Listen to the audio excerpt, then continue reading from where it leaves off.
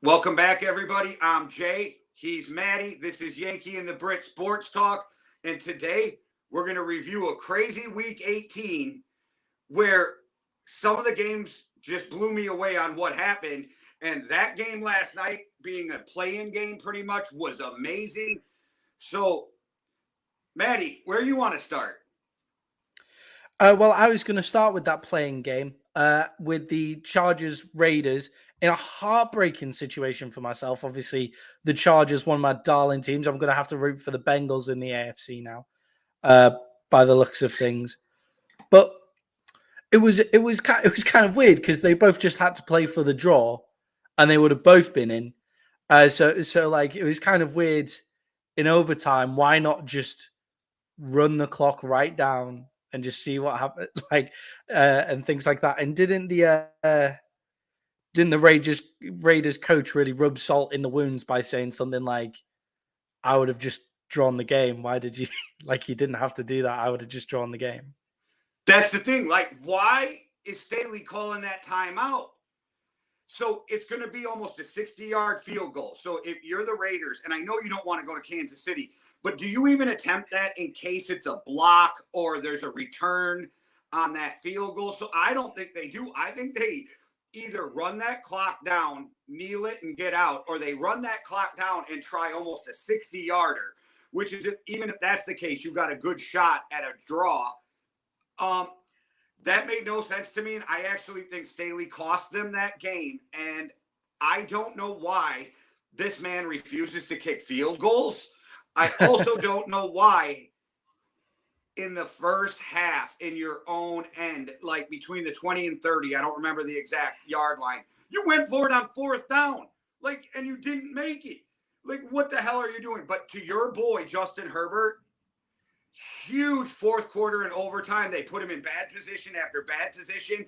Fourth down after fourth down, he was an assassin. He's an incredible quarterback, and he's going to be one of the great quarterbacks to come. And that should be an exciting battle for a few years now, with the Chargers versus the Raiders being in the same division, with Justin Herbert, Derek Carr going at it. That division is very exciting. And Denver is a place to go for any quarterback who may be on the free agent market.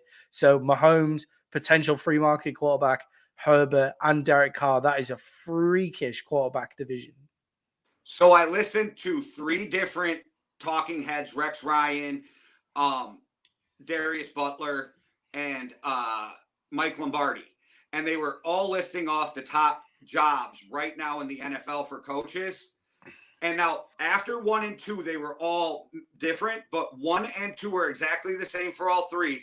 And it was the Vikings, then Broncos, with the setup of the teams. And I can't say I disagree, because George Payton, who took over for Denver, I think is going to be a great GM, even though he's in his first year. They have a great defense. I'm a little suspect of some of their skilled positions just because I'm a Badger, but can their running backs quit fumbling at the worst possible times, making bad decisions. But I think both teams that were just named are literally a couple players away from the playoffs, depending on what goes on in Minnesota, and we get to that later. But Denver, if they get a quarterback and I want to say one more skilled wide receiver, they can go deep into the playoffs, not just make the playoffs. So I think that's a good head coaching job. And it just makes that division ridiculously scary, with the thought of one of the best coaching jobs is lying there vacant, and one of the best quarterback positions is lying there vacant as well. To be fair, though, quick, that was one of the reasons that Rex Ryan said the Vikings job was better, because he said talent-wise, he'd throw it as a toss-up. But division-wise, he'd rather play Aaron Rodgers twice a year than the whole division that the Broncos are in the West. But yeah, 100%. And these two teams on the field last night really showed what that AFC West is all about. It's about offense, and just go for it. And they're not terrible defenses either. It's just the way that they go for it. With Brandon Stanley, I like how he's put his stamp on the team. Like, it's an aggressive team. He's an aggressive coach. Like, I like that. But sometimes when you're in a playoff situation, when all you've got to do is draw, maybe that's a time to kind of holster your weapon at that point and just take it and just get out of Dodge and just kind of just get to the playoffs at that point. And I think making the Raiders go for that 60-yard field goal would be the best way to do it. And I don't think the Raiders would have even attempted it. I think they would have run the clock down. I think they were both happy just to get there. And we've seen in the past, the Chiefs aren't a bad matchup for the Raiders either. Well, I just want to say this. Everything the Raiders have been through, which was, I think, a conspiracy to get their coach out, okay? Even though he did what he did, I think there was some conspiracy with the NFL to get their coach out because none of the rest of the emails came out. They went through a tragedy in what went on with Ruggs because that's a tragedy. Then they go through some horrible acts by a first-round corner they have to cut. And then the all-time Raider besides Al Davis, John Madden dies. Could there have been more that the Raiders overcame this year? And I just got to say, Derek Carr,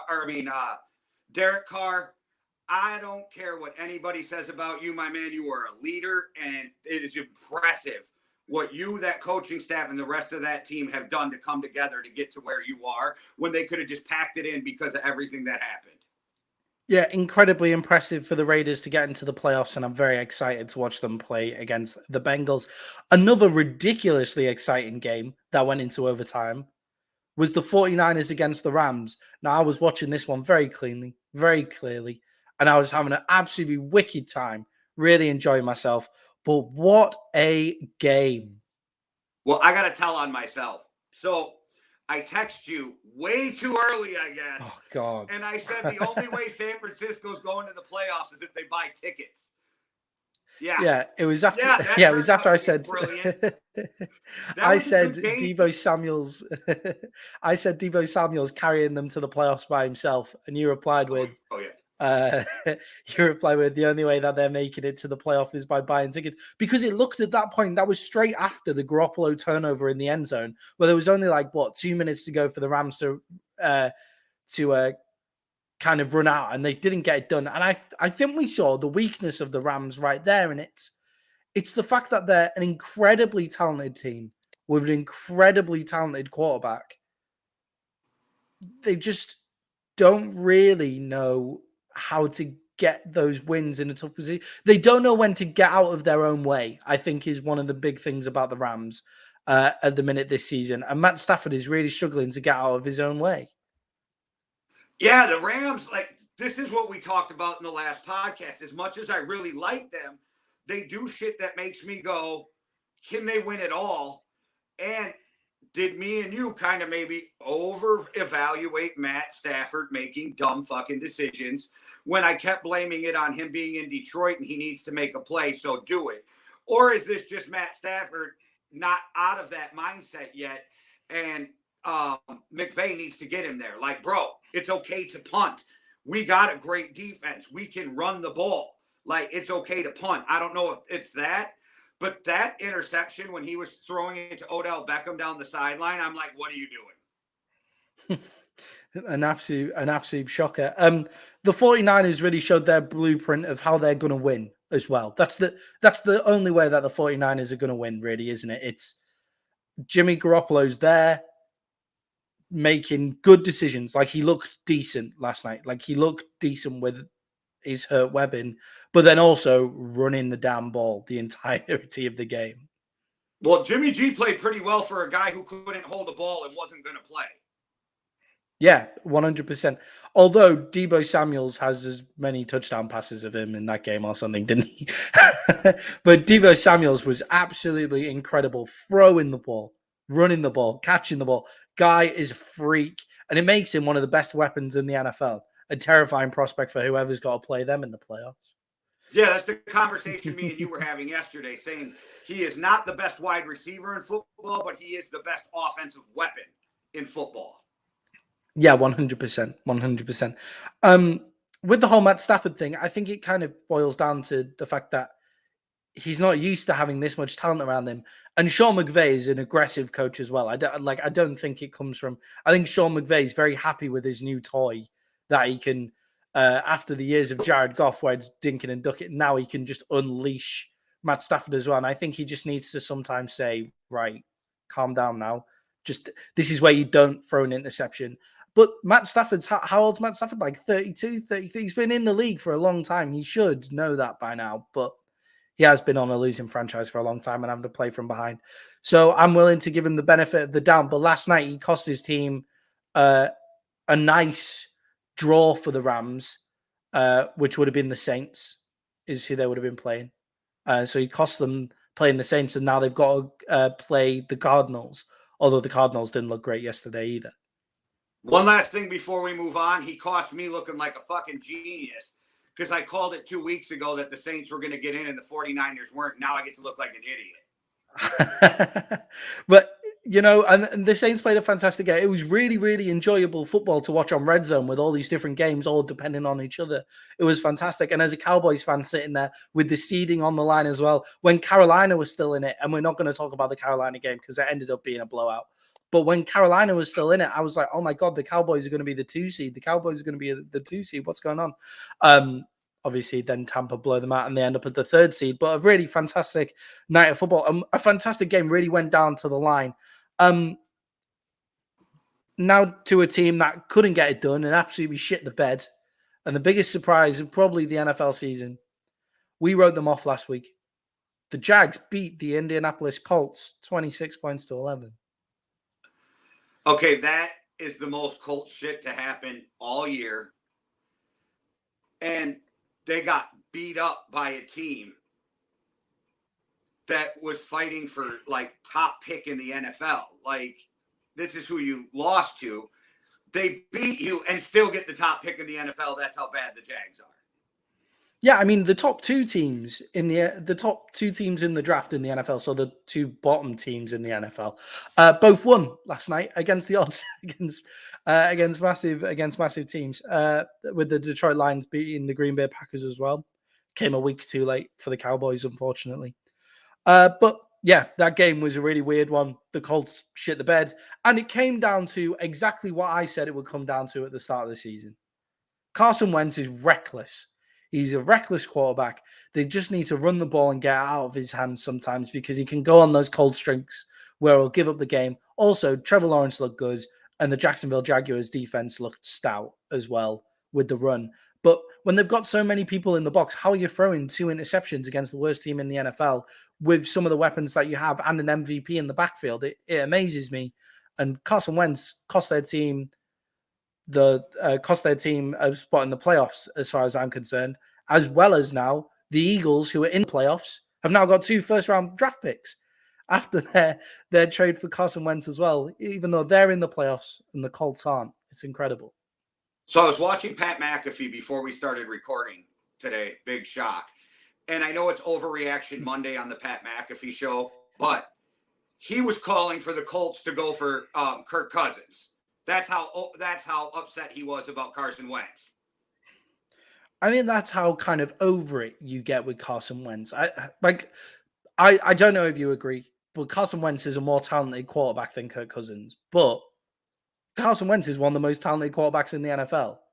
But he has no idea how to not throw an interception. I think it was his first 2 interceptions that he threw away last night, which amazed me. That blew my mind because, like, I think I'm still in the metric of last night. But he got down to the crunch, and that's when he decided to throw his interceptions instead of throwing them in the nothing games that they've had earlier in the season. So that just shows how kind of reckless he is when they get behind and when that running game's not going. And for the Colts being this amazing organization that everybody said they would be and everybody getting really high on them, it wasn't just yesterday either, was it? It was the game before. Who did they have last week that they managed to blow it against as well? A team that they should have beaten, making us look stupid. Yeah, I'm trying to remember, and I can't even remember. Yesterday was so crazy to me. My brain was so scrambled from trying to figure out all the playoff scenarios and trying to remember who gets where and what, that my brain still scrambled from yesterday. Yeah, it's the Raiders. They were playing against a Raiders team that were really on their back heels, and they're not great at defending the run. The Raiders, like, that's not their strong suit. But they lost against the Raiders and the Jags. They just needed a win against either the Raiders or the Jags to get in. And you're thinking, right, you've got a 75% chance of getting into the playoffs at that point. and they shit the bed, and that's terrible. And they didn't look good either whilst doing it. Like, it wasn't like the Jags got a lucky fumble. Like, the Jags were the better team on that field from start to finish yesterday. Yeah, I did not see that coming.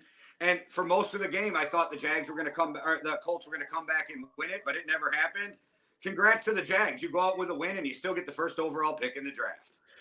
Yeah, incredible. It was almost like the fact that there isn't a franchise quarterback in the draft this year meant that people don't really give a shit about the first round pick. I think you couldn't ask Dan Campbell to throw a game if you try. Like, I think even trying to ask Dan Campbell to throw a game, especially against a division rival, that's just never going to happen. Like, he's never going to throw a game in order to get the first round pick. Well, and then if you're the Jags, it's not very often that you have your franchise quarterback and still have the first overall pick. So they don't need that franchise quarterback. They're actually the team probably best set up for the first overall pick, because now they literally can just go get the best player in the draft. Yeah, or the best player that fits their needs, but they need everything. So the best player in the draft. Moving on to Big Ben, who managed to write another legendary chapter in his Pittsburgh Steelers career, taking them down the field in another overtime game. So did this one go to overtime? Yeah, in another overtime game to beat the Ravens 16-13. Incredible from Big Ben Roethlisberger. Yeah, the Steelers shocked me because we have been shitting on them all year, and now they're in the playoffs. And they were probably the only team besides the two playing last night that were just as nervous as the fan bases of the Chargers Raiders. And they probably weren't even super nervous until it went to overtime. The fact that we've been shitting on them all the year is because they're not that good. Like, the 16-13. What? Like, how do you get into a playoffs when you only score 16 points against the Ravens, who you feel like, oh yeah, the Ravens will blitz anybody who's got 16 points? Incredible. And like, with a quarterback who's looked old as well, it's another fantastic job from Mike Tomlin, as far as I'm concerned. This is Mike Tomlin's playoff run that he's got for him right here. 16-13 in a Steelers-Ravens game. I mean, for that team to be in the playoffs, they're the weakest team in the playoffs for me, for sure. Okay, people are going to hate me for this because they already talking about they should trade away Lamar Jackson. Can we be real? If Lamar Jackson's not injured, the Ravens are in the playoffs. Yeah, 100%. If Lamar Jackson isn't injured, they're in the playoffs, and that's where it goes. And yeah, I don't really understand what happened in that game. I don't know how the Steelers are in the playoffs, but well done for getting into the playoffs to the Steelers, and Big Ben taking them down the field as well. I think that was the point of it. I think that was the most iconic bit, how he was the one who drove them down the field. He didn't look like doing anything all game. And then in overtime, he was like, right, this is it. This is where we're going. This is probably my last game playing against Baltimore. I'm going to make sure that they don't get to the playoffs, and I'm going to make sure that we get in. Classic Big Ben style, just puts the team on his back and takes them into field goal range, where they kick the field goal and the place goes absolutely mental. Moving on. Moving on to our AFC North champions for the first time since 1995. That's before I was born, everybody. So for the first time since before I was born, 1995, the Buffalo Bills are the AFC champions, and boy, did they do it. Boy, did they make it look hard while they were doing it, playing the Jets, only beating the Jets 10-27. Yeah, I don't know. That was another game that I was like, thought was going to not even be close, and it was close for a little while. But congratulations, Bills. You won a chance to have a rubber match with your rival. Yeah. Yeah, you know, it's a great way to go by. I think the fact that it's at home makes a big deal. I think the fact that they go in as division champions rather than having to go to Foxborough makes it a massive deal. I mean, it wouldn't have mattered anyway because the Patriots somehow got murked by Miami as well. Neither of those teams looking good in their wins. I think the Buffalo Bills run game just showed up. I tweeted, and it got a few likes and stuff. Very happy with myself. But I tweeted, why are the Bills playing in a dome Why aren't the Bills playing in a dome if they decide not to have a run game? Either get a run game or get a roof for your stadium. Either way, because Josh Allen, his arm's incredible to throw the balls that he does through that Buffalo weather. But imagine him in the domes in New Orleans or Atlanta and places like that, rather than having to deal with the Buffalo weather. If they don't have a run game, we've been talking about this before. Why don't the Detroit Lions and the Buffalo Bills swap stadiums? Yeah, I'm all for all teams having good weather, but I guess, a lot of the old heads and people love the weather, the inclement conditions. I know Bills Mafia would probably hate a dome. They just got to go get a running back. And just to throw this out there, he'll be in his last year of his contract. So Alexander Madison, as much as I love you, come get him. Yeah, is it a running back issue or is it genuinely just a run game issue? Like, I think that Madison is better than Singletary and Zach Moss as well. But I think it might just be a bit more than that. The fact that they don't have a run game at all. It's very worrying. And the Jets managed to stay in it. And I thought I was going to go and get the point spread for the Jets. And then it turns out being plus 17 rather than plus 16, which is what I needed. But, and then just to move quickly down to... Wait, 1 second, Maddie. Oh, sorry. No worries. But just to go to your point, because it just popped in my head. How the hell do you not have a run game when you have a quarterback that can throw the ball like 180 yards? I mean, I'm being facetious, but like Josh Allen can throw it out of the stadium. The safeties are always back. Diggs is double covered. There's 6 or 7 in the box and you can't even run. That just popped in my head. Sorry. Yeah, exactly. Like what's going on there is that do they just move away from the run too quickly so nobody thinks that nobody's worried about their run? And they just move away from the run far too quickly. And it could be one of those things that we kind of ask Dallas to do a lot of the time, where it's just run the ball for the sake of running the ball. Like, you can get like 1, 2, 3 yards, but just run the ball for the sake of it. It doesn't like just run it to say, hi, we can also run this ball. And every now and again, you might break out for 10, 12 yards or something like that. It might just be that kind of thing. But I can't see them going far into the playoffs without a run game, unfortunately, for the Buffalo Bills. And now to head down to South Florida to see the Bills knocked off top perch. Brian Flores wins against Belichick for the 3rd time running and then loses his job, which we'll talk about in our next podcast. But they lose to Miami for the 3rd time running, 33-24. South Florida is not a happy place for the New England Patriots.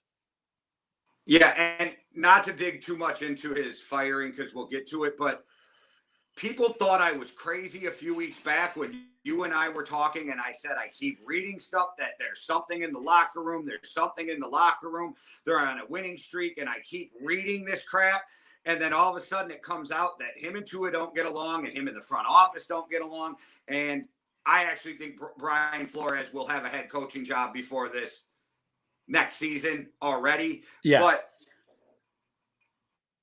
man, I thought Miami did pretty good down the stretch too, and the fact that they went 7 in a row and then 8 out of 9. Yeah, they were incredible down the stretch. I don't understand the change. I don't get it whatsoever. And the fact is, everybody's like, oh, it's their offense is terrible. Their defense is playing really well. That's because of Brian Flores anyway. Tua can't do anything. They scored 33 points last night.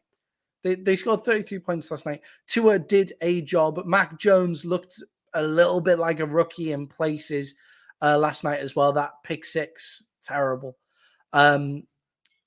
But South Florida is just not a happy place for the New England Patriots at all. They don't like heading down to Miami. It was the same when Tom Brady was there, going up from stone cold Boston to having to play in the humidity of Florida is not a happy hunting ground for them. But with this win, do you think the Miami Dolphins move off Tua Tagovailoa? I still think they want Deshaun Jackson, and I think if they don't get Deshaun Jackson, Watson. Deshaun Watson. Then I think you stick with Tua. I think they're moving too fast off of Tua. I think what you're going to have to give up to get Deshaun Watson is a ton. And are you going to give up that much when you still don't exactly know what's going to go on with his off the field stuff?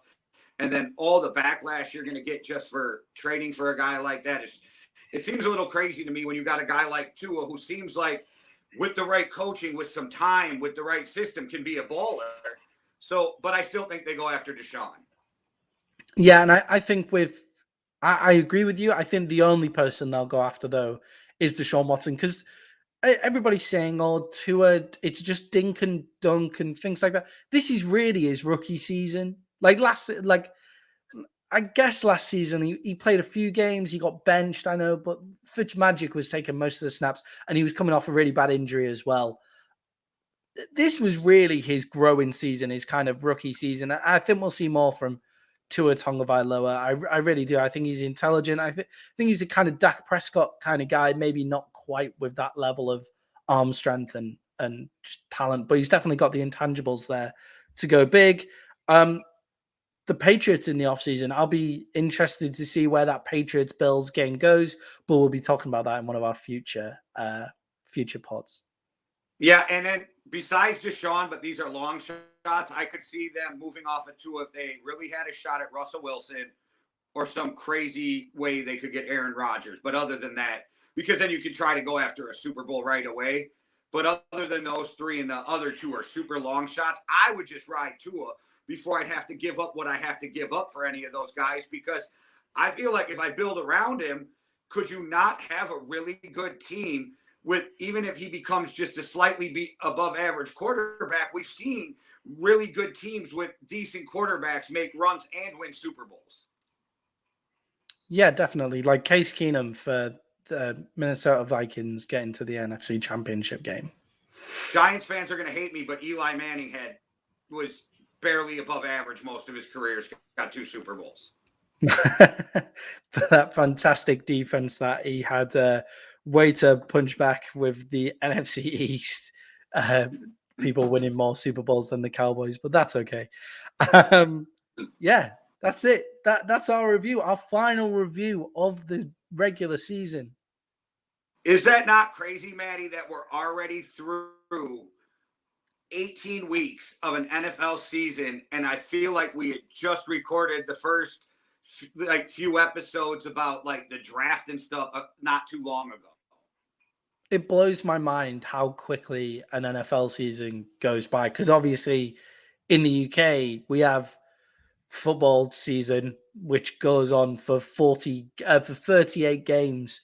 So they start in August and they finish in June.